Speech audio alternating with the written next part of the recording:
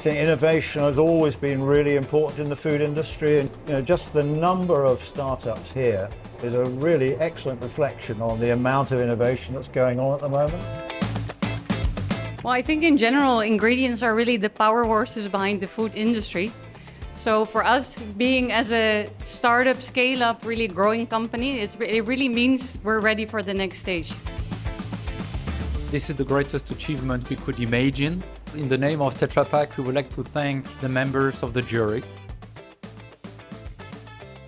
Winning this award is validation for the effort that this amazing team has put into creating something spectacular and special for the industry. Importantly, placing people at the center of AI.